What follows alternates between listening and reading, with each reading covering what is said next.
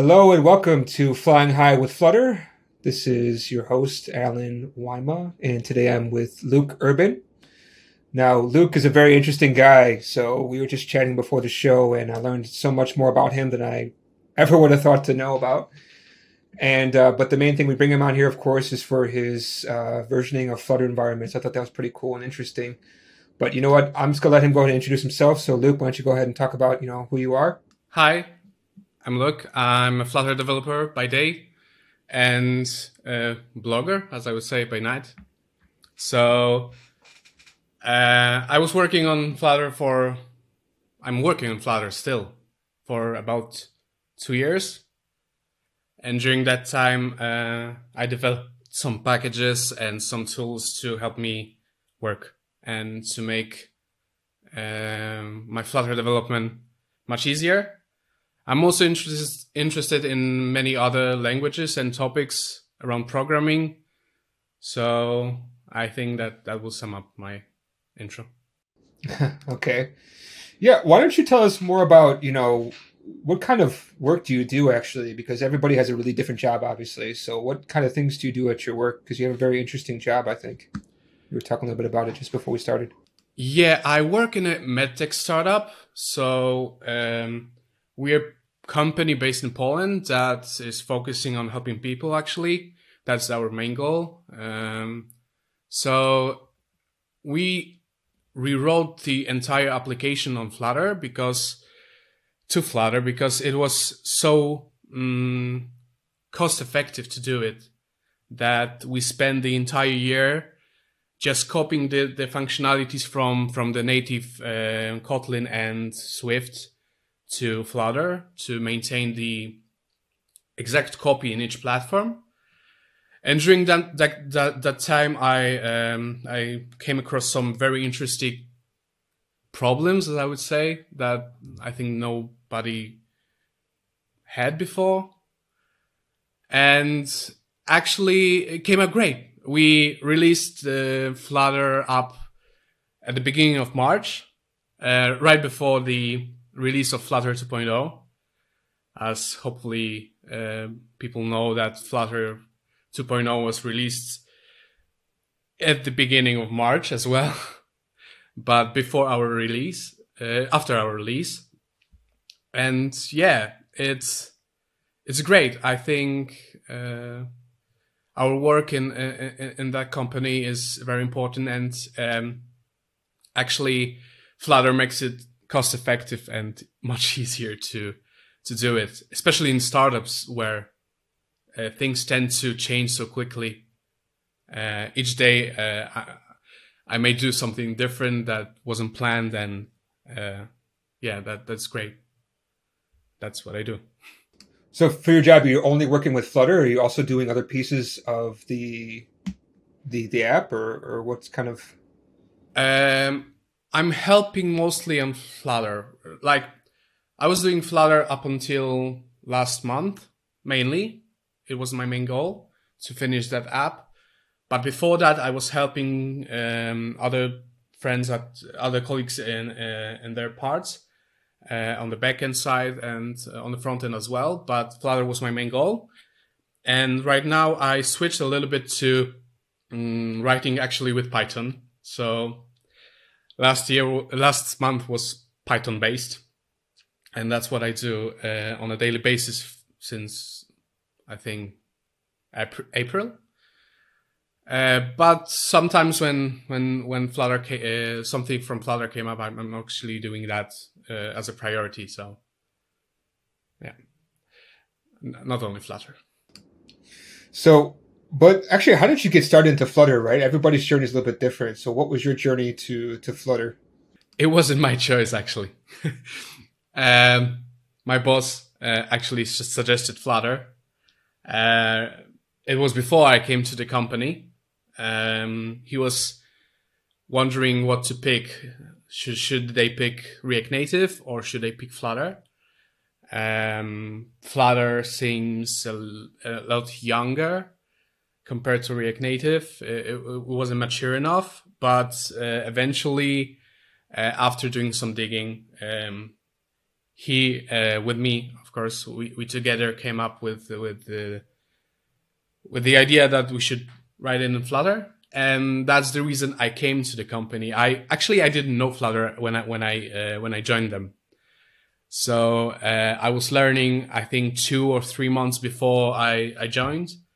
And then after this time, I just started doing Flutter. And it was like, it was quite hard, to be honest, to jump right into the, like this enterprise level app. I think it's not like Hello World app, right? It's more advanced than that. So yeah, that's my journey. It wasn't my choice. Previously, before, I was actually writing a little bit more in React Native. I was starting with that.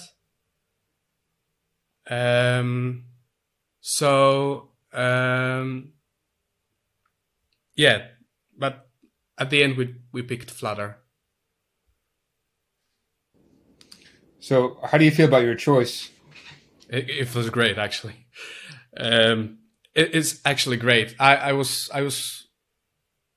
kind of scared about writing it in React Native, based on what I know by the time. It was quite strange to think otherwise and think that Flutter will be better. But looking at it right now, I don't see any other way. I joined heavily on the Flutter community, and it's great. It's much better, I think, that the other one.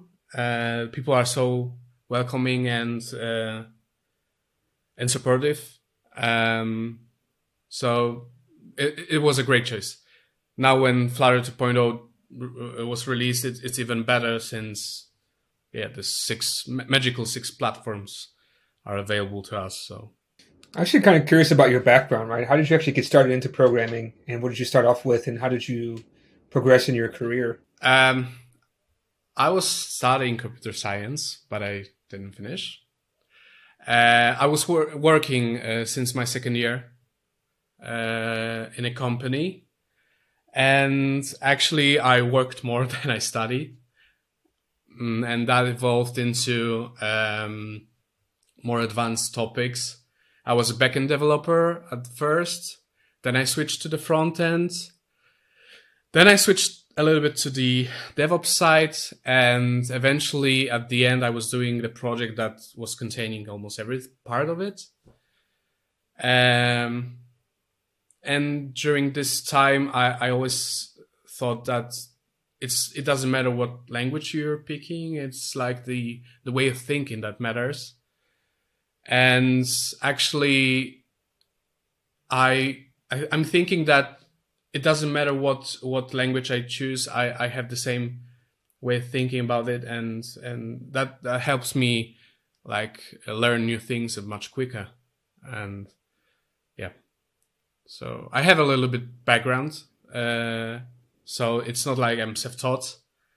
I'm mostly self-taught, but with some computer degree background, as I would say. But what languages were you using for the back end? I mean, obviously front end is always HTML, CSS, JavaScript if you have to, but how about back end? Was he doing typical PHP or? Yeah, back then it was PHP, but after the front end period, we switched to Node. So it was PHP with the Symfony framework, then it was front end with Angular. And then actually we switched to the Node.js framework called Nest.js, which is a perfect example of how technologies should learn from each other, because the Nest.js was based on how Angular works, actually. So it was like, take everything from Angular that it's DOM related and put the Node.js inside it, the Express there.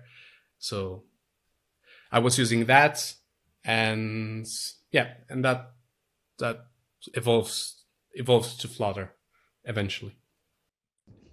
I'm actually kind of curious now that you did some Node, right? So having the Node experience, did it actually help you at all when you're writing Dart and when you're writing Flutter? I mean, to me, I feel like when I'm writing Dart, I feel like I'm writing like a mix between Java and JavaScript, but mostly on the JavaScript side.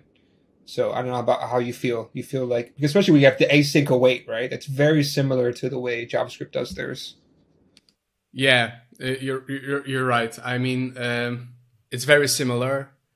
The async are especially similar, but also the all the Rx operators and the array modifications methods. So they are very similar. They're different, but usually when I'm searching something for Flutter, I'm usually searching for JavaScript alternative actually, and usually it's like the first thing that comes up. It is the right answer. So yeah, it's very similar, but I wouldn't say that it helped me actually. As I said, the background behind, so how the asynchronous requests work, that helped me. But actually, the thing about widget tree, so it was very ugly at first when I looked at Flutter code and Dart code, because usually I was writing the domain-driven design structure like in my project. So I had separate service, separate controller, separate view, and separate styling, for example, in Angular. But in Flutter, it's like it's all in one, and it was at first it was looking very messy. So it took me a while to understand how the life cycle of a widget tree should evolve in the app, with all the state management solutions, which is the big topic in Flutter community. So to combine the knowledge I had with the knowledge I had to learn, it was very hard to combine those two.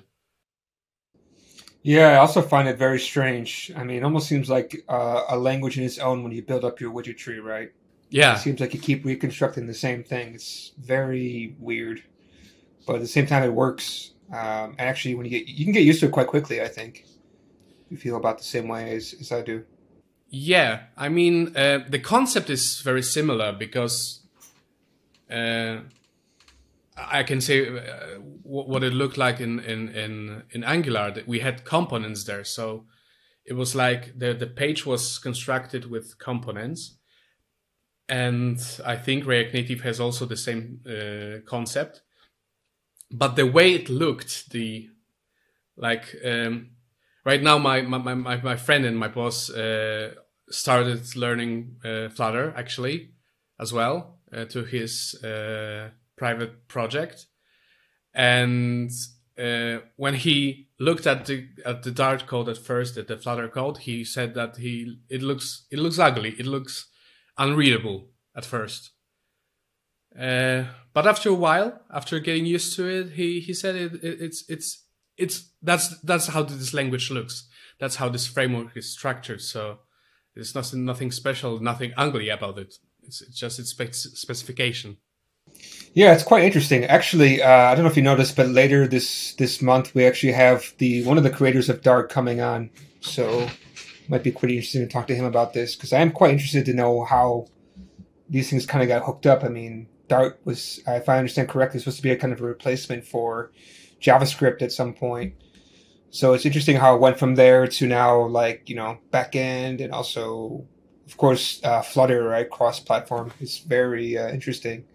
And yeah, how the power of Dart is what really powers Flutter, right? Yeah, I also heard that Flutter was Dart was meant as a separate language. It was not like constructed with Flutter in mind. It was constructed separately and then reused as a Flutter language. So yeah, I mean, we had few like JavaScript replacements. I think for the Node.js, the most recent one is Dino. So let's see how it went. It didn't replace it. I think languages are not replaceable that easily. So, but Flutter as a framework, I think, will replace most of the current ones because how easy it is, actually. So, yeah. Yeah, I buzz around the Facebook groups a little bit. And I see a lot of kind of more the simpler questions that people, well, I saw a couple of questions that worried me. One of the questions I saw was, I want to do Flutter, so what language should I learn? I'm like, wait a minute, you don't even know that Flutter uses Dart? I was a little bit surprised. And also the typical one is, I want to build a Uber clone.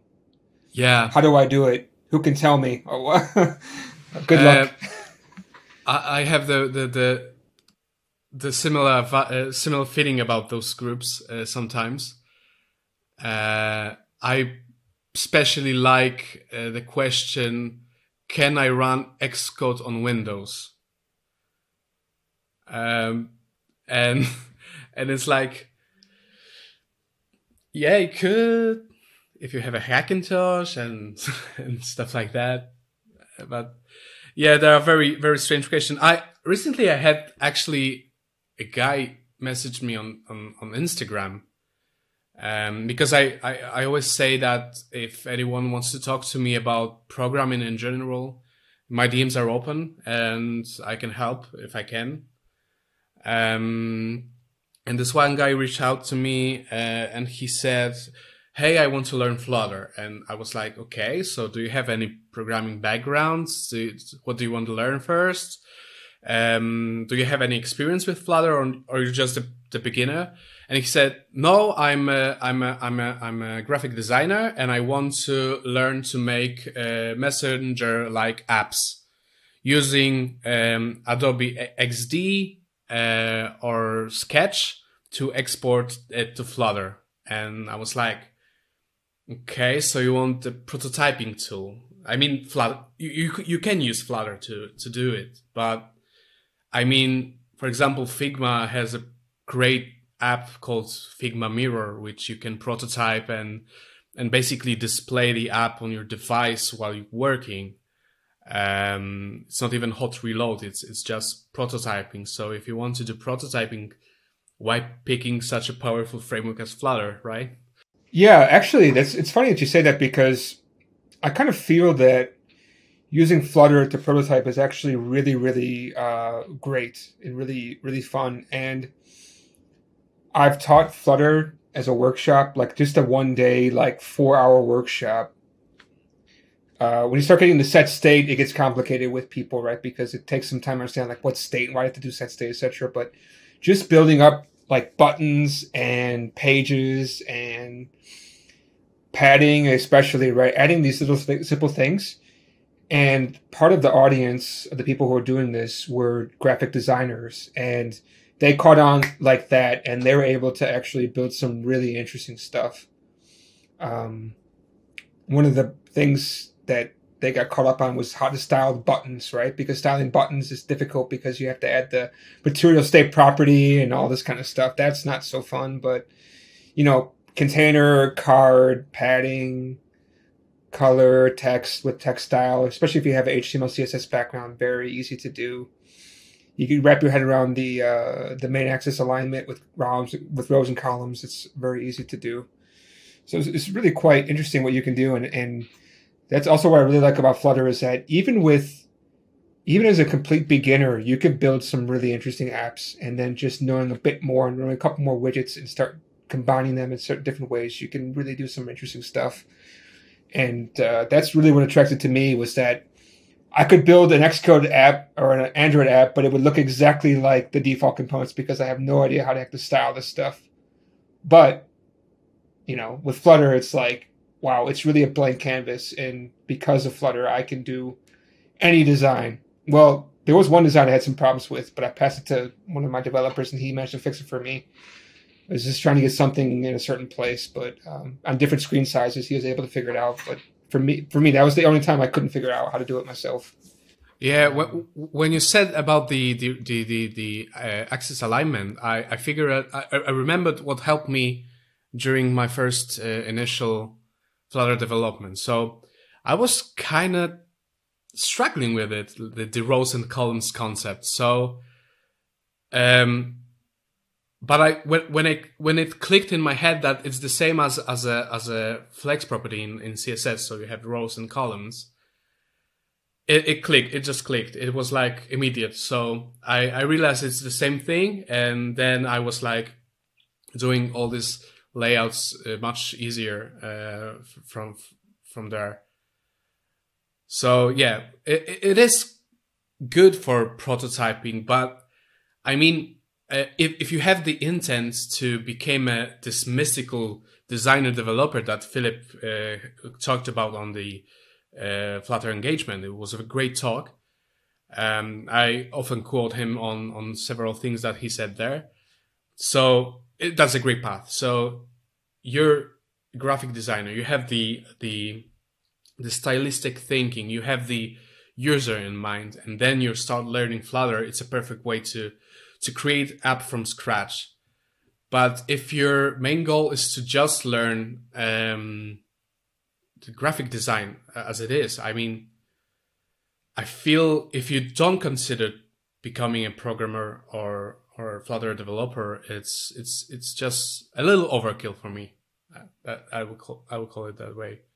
But it's true. It's great. But and the second thing I remember that in one of my articles I wrote about Flutter being the framework for building like professional apps, the enterprise level apps. So you have a big company, several apps to maintain, the same business goal. And I talked there about the business logic behind each app. So when you're having a business and you're maintaining several apps, it usually means that you have to have the common business logic. So you're basically doing the same thing, but on each app when it's business focused.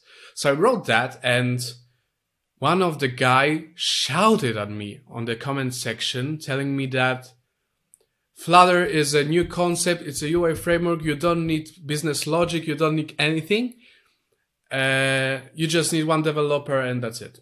And I was like, is it really? I mean, everything has a business logic. Doing spreadsheet has business logic. So yeah, people I think sometimes consider Flutter UI only framework.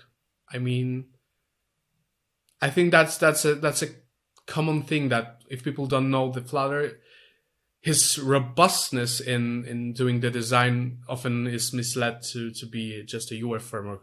Yeah, I mean, if you look at their website, they do say it's a UI toolkit, and I do agree that's really what it is. But yeah, of course, I mean, but Dart is still a programming language, right? You can still do it. I think what they may be trying to... Let me say it this way, right? I've been watching this guy, I think it's called Coding with Mitch. I asked him to come on the show, but sadly he declined. He started off as a native Android developer, right? And then he made a video kind of being a little bit critical of Flutter. So he of course he really praised, which is what it is, which is making beautiful UIs, how simple it was. And there's a lot more better things about Flutter, like when you put the app to the background, pull it back out, like the state just saves automatically. You don't have to do anything with this, like on resume and on pause, these kind of callbacks that you usually do in Android. But what he did talk about, and I think is really true, is that Flutter, without plugins, Flutter is kind of dead in the water, right? Because you still need to reach into the native SDK. You still need to use these kind of things, right? And if you don't have plugins that dig into the native SDK and get the things that you need, then it's just not going to work out. And I think that's kind of true, right? Because if you look at all the plugins that are very popular, they basically, most of them all have like integrations to the native SDK, or they have to call native code, like using Swift or using Java or Kotlin. And even if they go into Windows or Mac or Linux, right, they all have these native code. And you really need that, right? And so, okay, it does make sense to me to call it a native toolkit and with the UI. But yeah, I mean, you still need to call into native SDK to do some really important stuff. I don't know what you think, but that's his basic thing at the end was, if the plugin ecosystem is good, then Flutter is really good. If the ecosystem of the plugins for Flutter are bad, that's really bad. That it's exponential in that way, and I think that makes sense. I don't know if you have any kind of opinion about this topic. Yeah, I agree. I had some problems with packages myself, even with the packages from Flutter team. Most recently, Google changed their policy about storage permissions on Android, affecting my fifth. You cannot ask permission to access all files on the device, and actually the image picker package from Flutter team is using the deprecated methods. So it was like, you cannot use it, but it's done by the Flutter teams, and it was quite harsh. Gladly, I wasn't using that package, but I had to remove one of the most important one that we used, the most useful one. But actually, is it that kind of problem? I mean, if you're using Flutter to make enterprise level apps, right? Isn't it like you have the experience with the native code, and it's just like you're shaping this beautiful UI with your knowledge about the native SDK? I mean, personally, I did two projects, two things on Flutter that I'm very proud of. One of those is speech recognition, but not based on Siri or Apple or Google ecosystem, but it's based on a 4-year-old project called Pocket Sphinx. I don't know if you remember. Pocket Sphinx was a speech synthesizer / speech recognition tool which converted the words into syllables, and then those syllables were recognized by the device. And actually, some guy a couple of years ago at the beginning of Flutter, he started doing package to connect it to the Flutter using streams. So you have a stream of incoming words that you recognized. But it was hard, but I managed to do it. I have this package in my back drawer. I'm not showing that to anyone because it's not ready to be released. But I mean, the ability to came up with words and for your app to recognize it is very powerful for me. But I wouldn't be able to do it if I only had Flutter knowledge. I had to have some knowledge about programming in general to make it happen. And the second thing was actually like the scanning feature. So you're prompted with a camera, you're snapping a photo, and you're detecting edges on the page. So we had to do it basically from scratch with some adjustments, like combining some techniques from native SDK. But it was doable. I don't see any problem. Like if you decide to use Flutter, I mean, you're agreeing to the cost of having to do some apps, some code in the native SDK. I mean, I always felt it was kind of natural. Yeah, I mean, there's no problem with that, right? But I think that, yeah, I mean, I just thought it was interesting because I never thought about that before. That really, without the native SDKs to lean back on, Flutter is kind of, I mean, it's just a UI thing.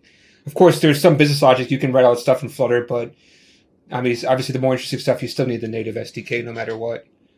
So, but I think we're venturing off into an interesting topic. But you know, the show should be, this episode should really about you, right?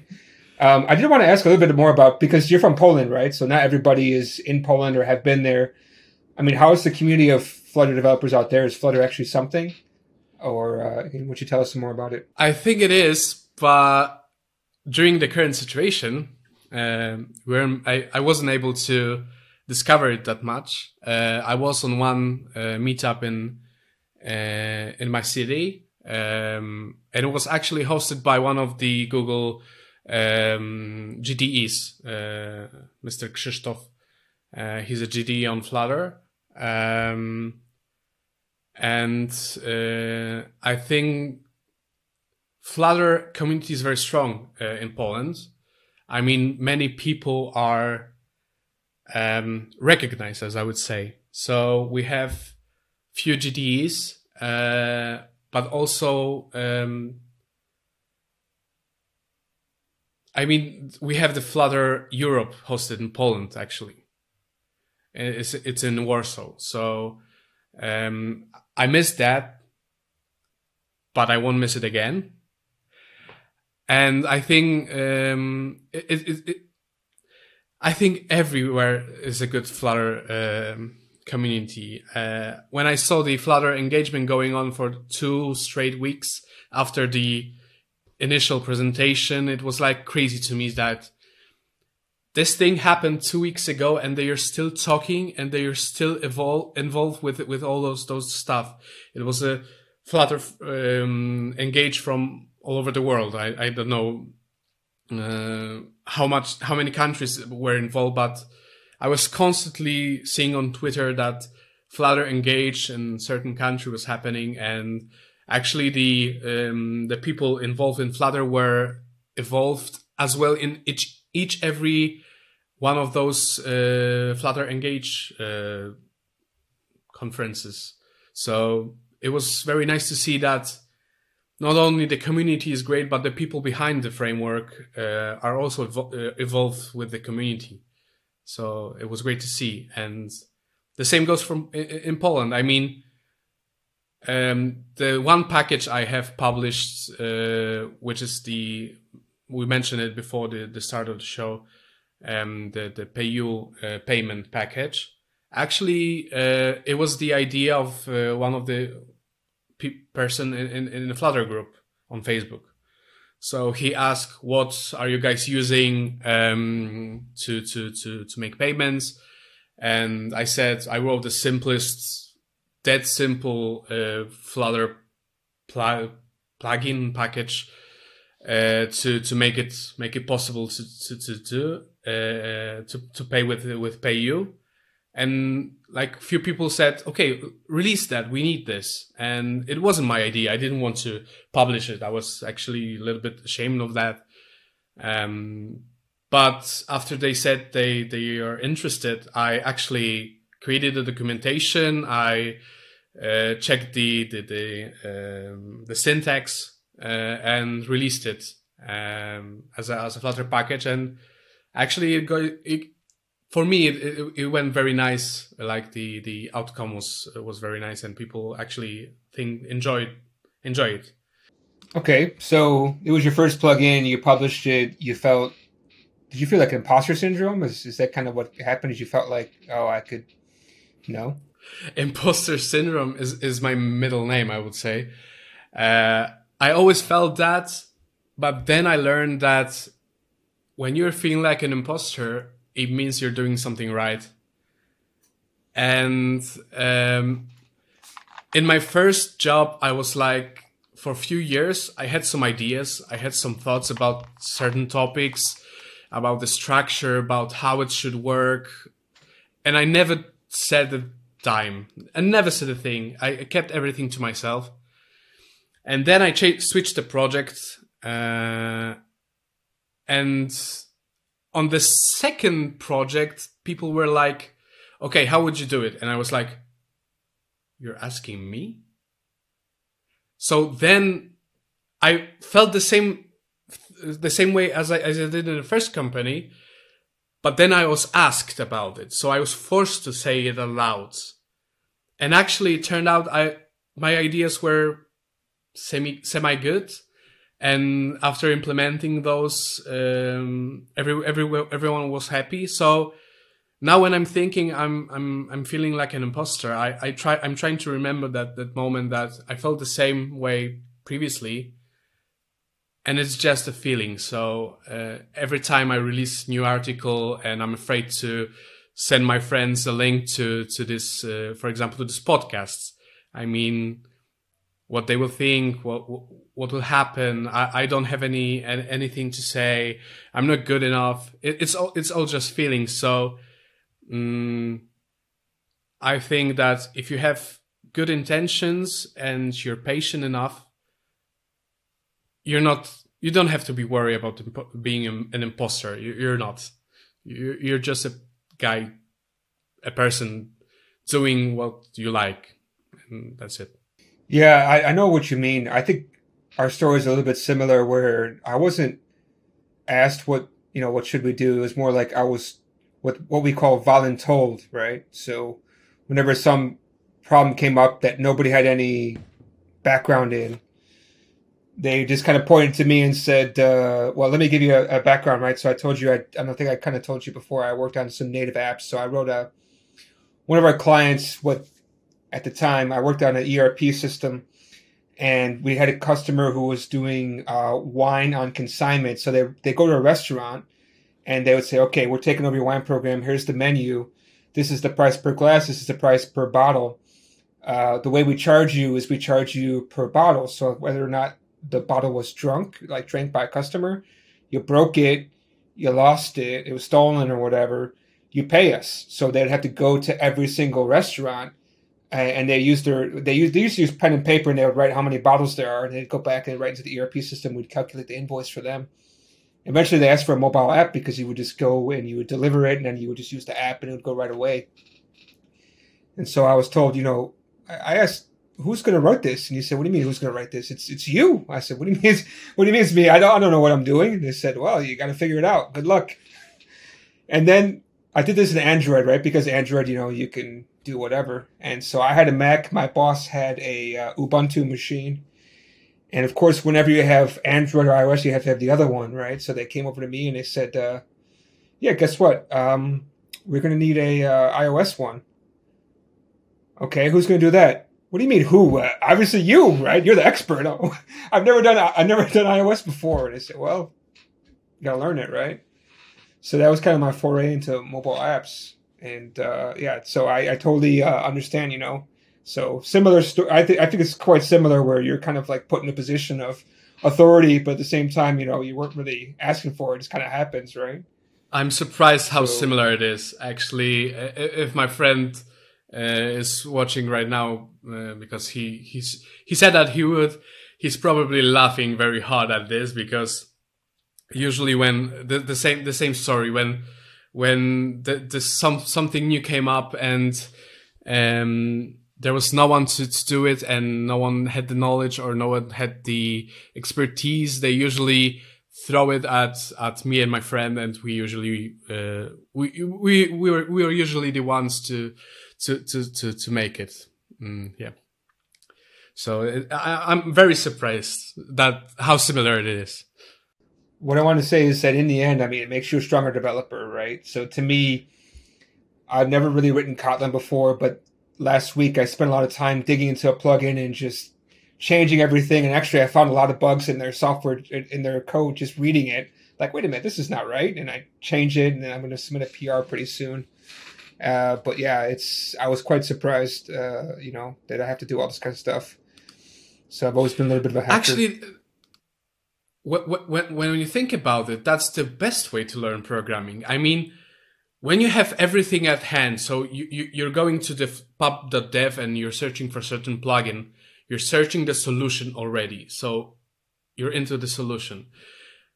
And you're not thinking about the problem, you're getting a solution. When you said you submitted a PR to this code, I remember that I already, before I started Flutter development, I already submitted one thing to the Flutter community, and it was actually the biometric security thing. I had the feature to make. I had a feature to make that was show the custom biometric prompt, right?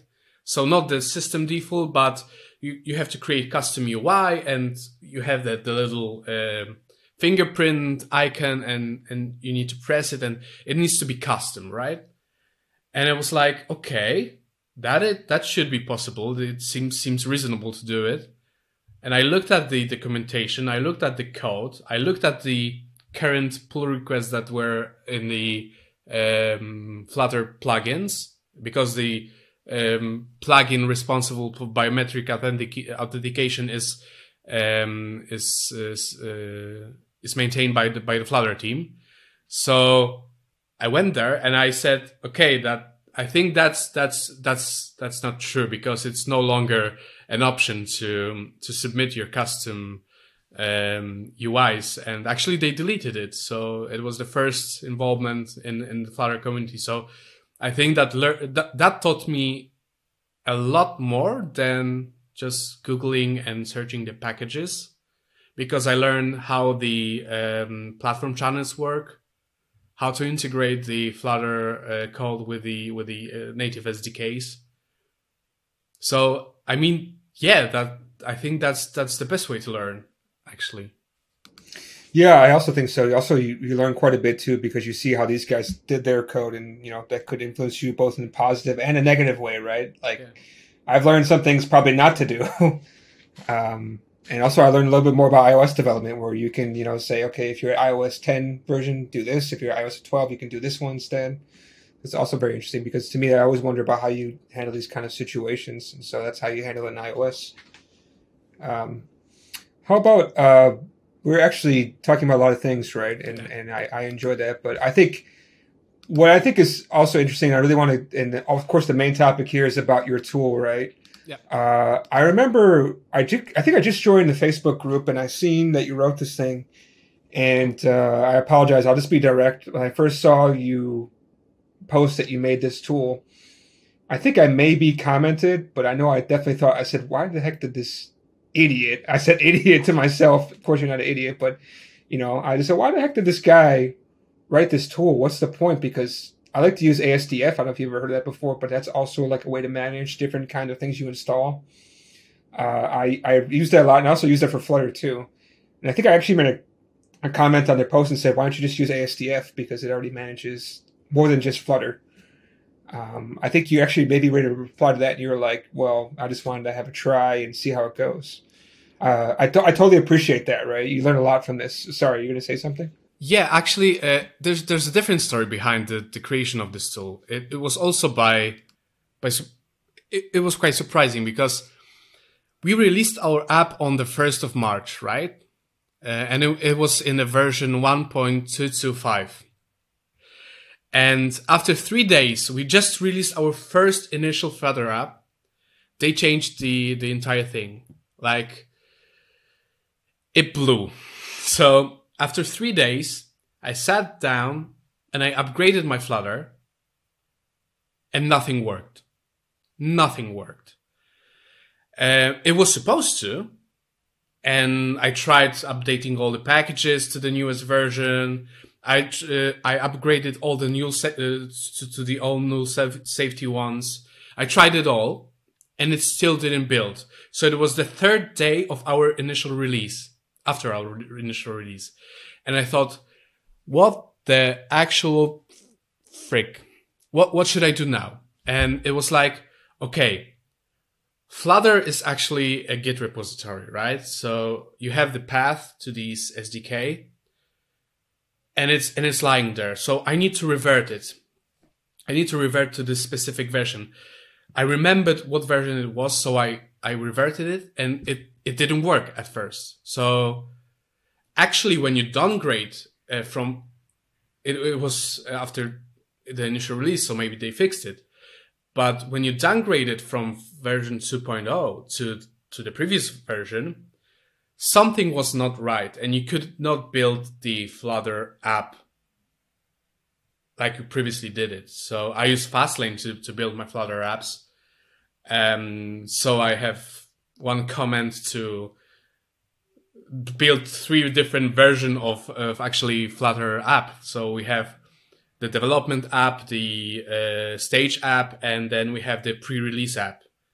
And they are all done by typing one command. So, and it had to be that way because we are testing on the new features on the development app. Then we are switching to the staging one when we have the connection to the more production version. And then we have the pre-release version, which has the different API connected, which is connected to the production environment, actually.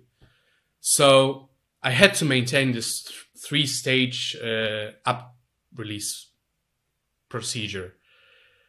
And actually, I spent about half a day thinking how to get my Flutter back, how to get this Flutter repository to work. After making it work, finally, after half a day, I said, okay, I need to make a copy of it. I need to make a copy of this repository to be able to switch between those stable working one, and also I need to be able to update my app to the newest Flutter. And actually, I discovered that symlinking the directory to the main Flutter path works. So by doing a simple symlink to for example, the stable version that I have, this backup, and the newest version, I just created a symlink connecting to one of those, and it was working, right? So that was the idea. So I have two versions working, so I could make it like I can work on my production app, and still I can try to update the app to the newest Flutter. Sorry, I'm not used to talking that much.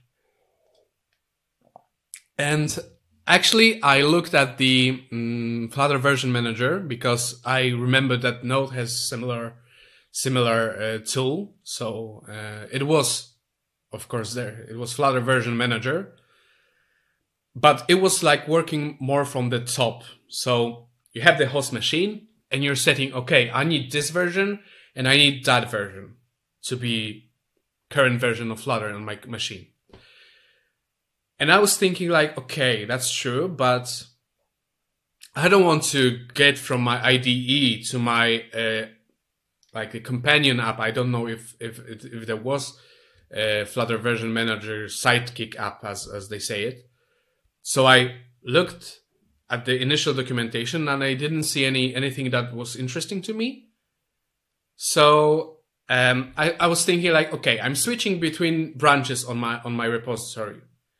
So I'm already in the console and I'm doing git checkout the update to Flutter 2.0 branch. And I want to just type fit the Flut version, fit the Flut environment to this particular branch, and it's all I wanted. So I was thinking like more from the usability perspective that maybe my tool can be beneficial from the other. I already had it. It was working. The concept was done. So I said, okay, I'm usually the guy who starts something and it's not finishing any project. So I want to start it. I started it, so I want to finish it. And I just wrote the documentation. I wrote the comments. So I had to make sure that it was that simple. So it's either you're starting a project and you want to like freeze the current version that you have right now, or you can fit your host environment to a certain project. So it's not from the host perspective. It's more from the project perspective. So when you're changing a project and you have this certain version there, you're just typing flan fit, and it automatically downloads and sets the version that you have in the file that you can add to your repository. And it was also important because I didn't see anywhere the information what version of Flutter I'm using, and on what one on what channel. So for those who don't know, Flutter has 3 channels: dev, stable, master, and depending on the branch, you have different set of features. So the version between master and stable can be a bit different at the time. So it was important to me to capture which version and which branch it's on. So that's what I did. I just created a configuration file in the YAML, and then I created a script that's reading that and downloading the version. I also looked at the official Flutter tool to see how they did the downgrading part. So actually, they are doing the reset head on the Git. So they're resetting the head to this point in the history of the repository to get the current version. And that's actually the whole reason. So the creation of this tool was to simplify. I broke it, then I fixed it, and I wanted to maintain it. And in the meantime, I wrote several scripts to help me. So I just thought, okay, I have something. Maybe somebody will get something from it. And it wasn't much more than that. I just tried. Somebody, of course, told me that in the comment section, the post that said that somebody said that Flutter Version Manager also has this functionality. But actually, even preparing for this podcast, I was reading the documentation, and it wasn't the main focus on their app. So I think there's still place for a small script like mine to be. So yeah, that's the reason behind why this tool exists. It was quite funny, actually. Yeah, I mean, there's nothing wrong with kind of creating your own thing, like just for fun, or maybe you find that the other ones just don't act the way that you want that to act, right? And I think that's totally fine. I just, the only thing I think I have a problem with is people just create more things just because they think there's nothing else out there, right? But there's a lot of problems when if you've created your own packages, right? Once you create that package and you put it out there, people are going to be expecting you to maintain that. And, I understand that. I also think that because you create something as a package that you're not going to always be maintaining it. But yeah, people will come and find you if there's a problem or they think there's a bug or they want to add something to it, etc. So do you have anybody else who's actually using this version manager that you created? I have no idea. No, nobody complains, right? Nobody complained, but actually, I don't know right now. I don't remember. I'm switching between two things right now. So I'm looking at my payment package and Flutter environment package. So these are my main things that I worked on, and I see that 5 people started and 1 people forked it. So, I think there is someone who's using that. I even looked at the fork and I see that this person, I don't know if you can see what he's done with it. But I think he didn't change a thing. He just forked it. So, yeah, I think people are using it. I'm not sure. There's a lot to do about it. I'm aware of some problems. Right now, I'm not fixing them because it's fine by me to make it work like this. There is a way to make everything work perfectly, but there's also the way to break it, as usual with software. And since nobody is asking those questions, I think I will eventually update it. But for now, I don't see the urge.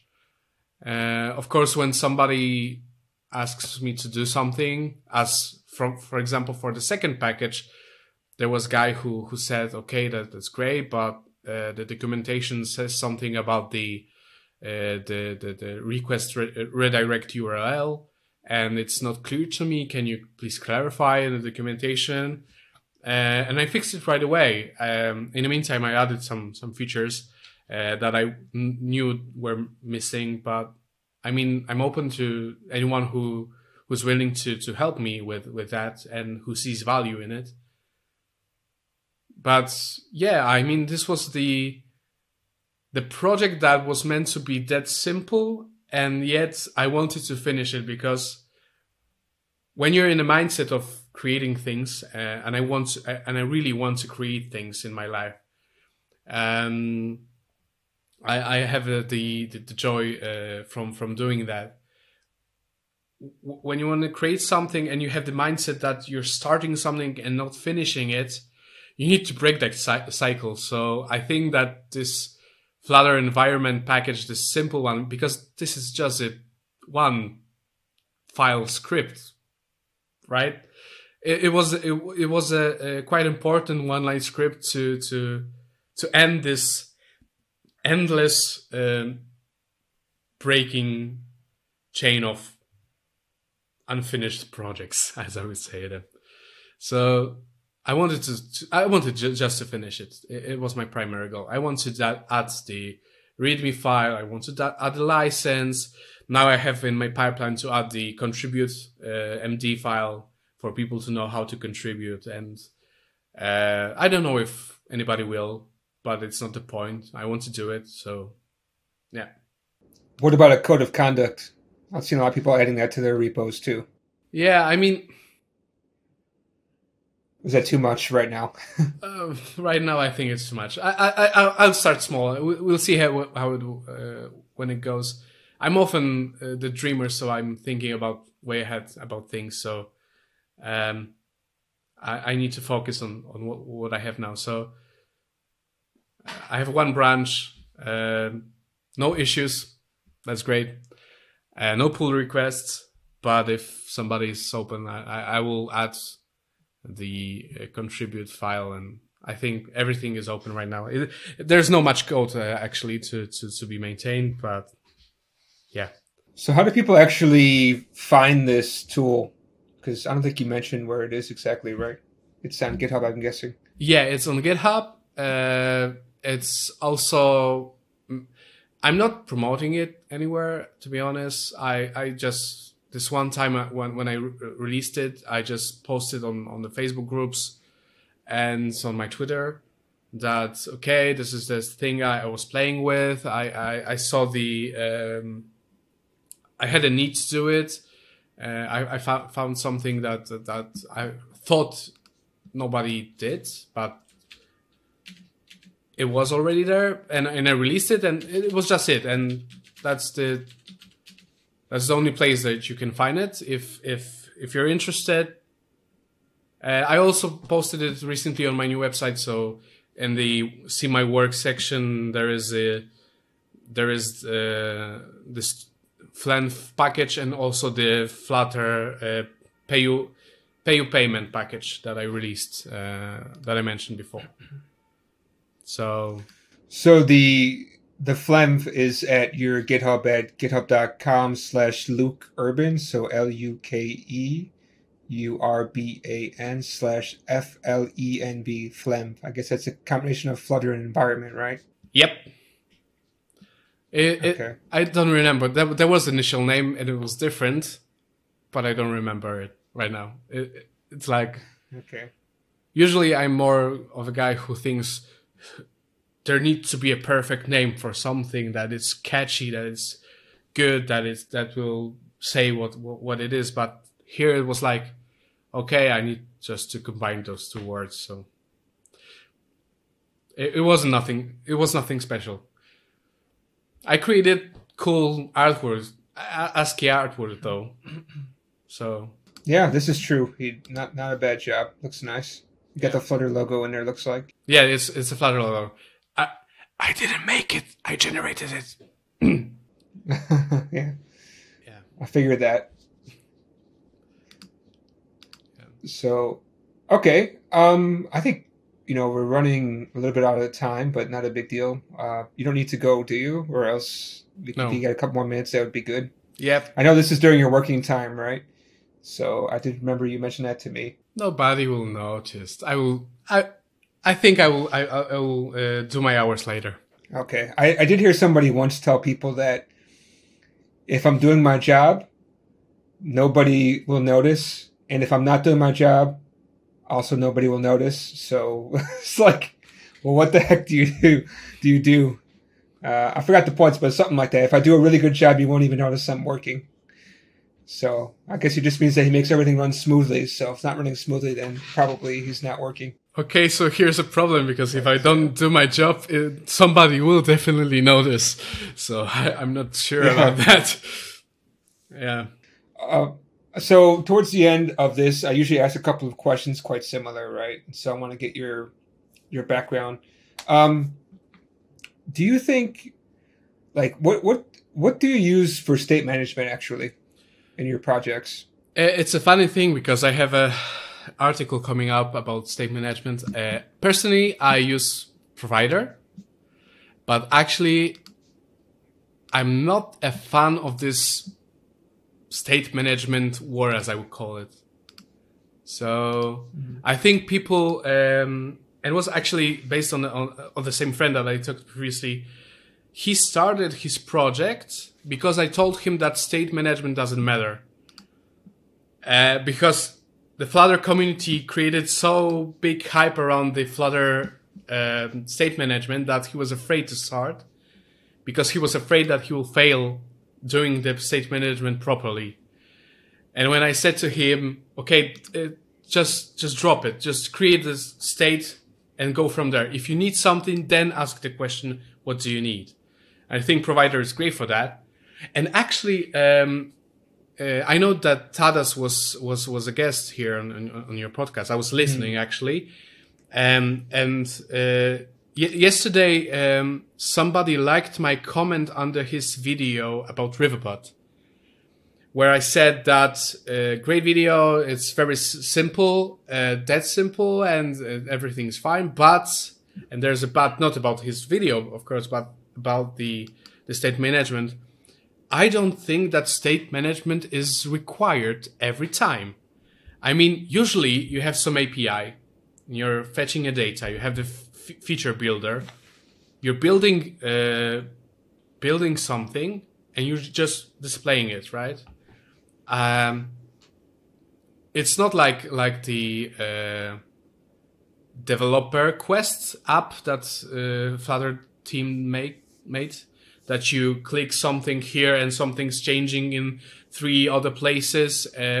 Usually it's more simple than that. And I think for 99% of the, 95% of situations, the regular inherited widget or stateful widget will suffice. I think it's enough.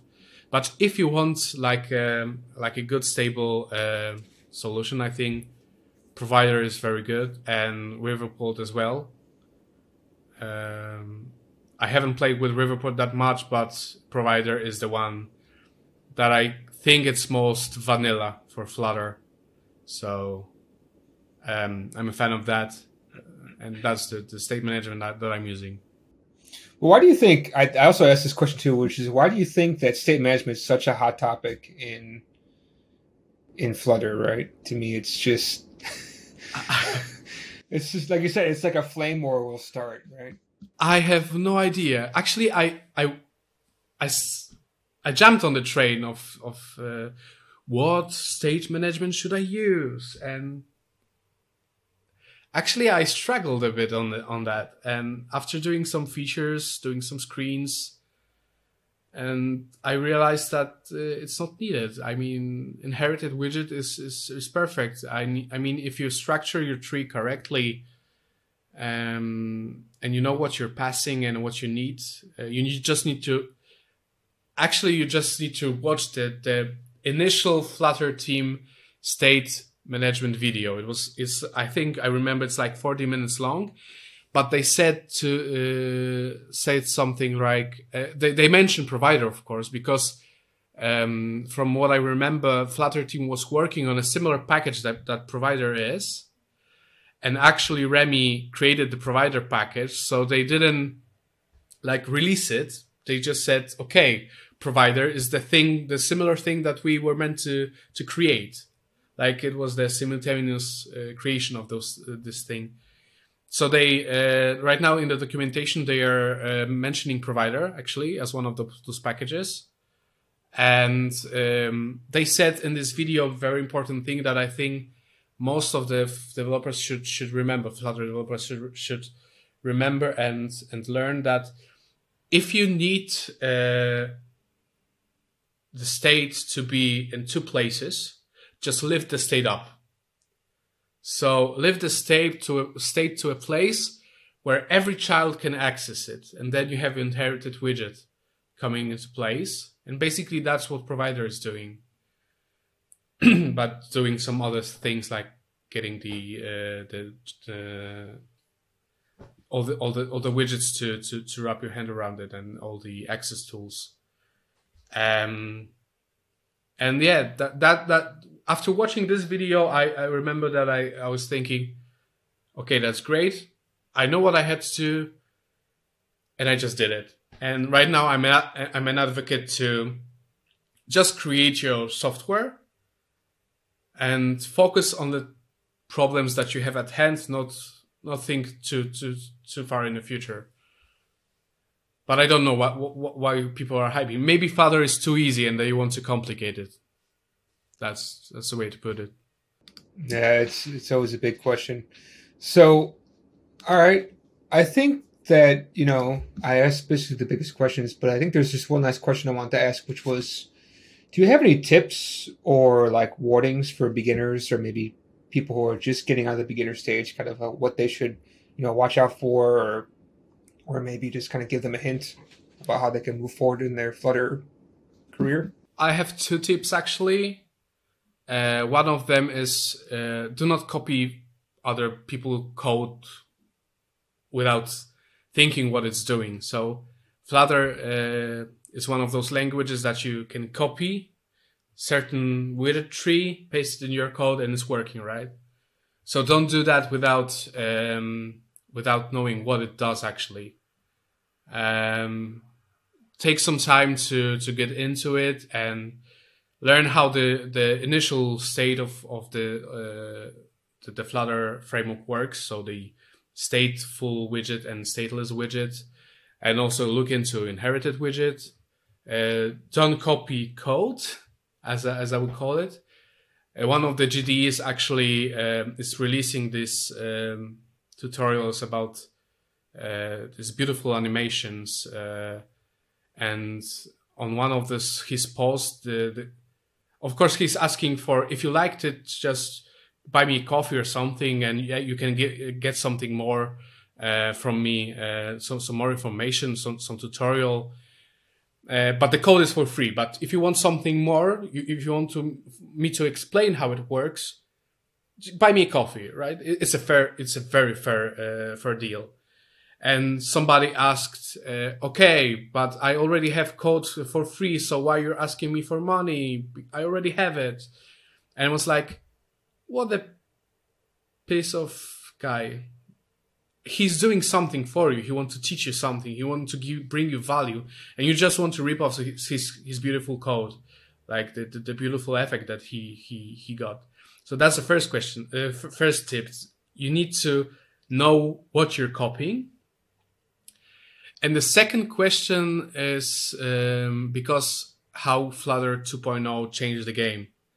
So I also wrote the article about that.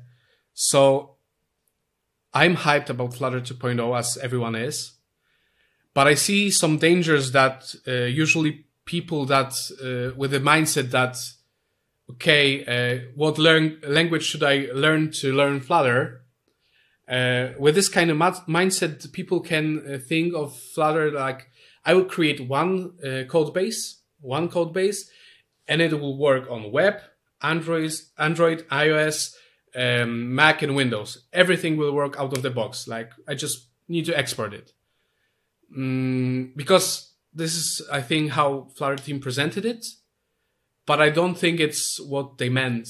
I think what they meant is you have a tool that you can build applications for certain platforms, for each and every of those platforms. But I think you need to take into consideration that the applications might be different.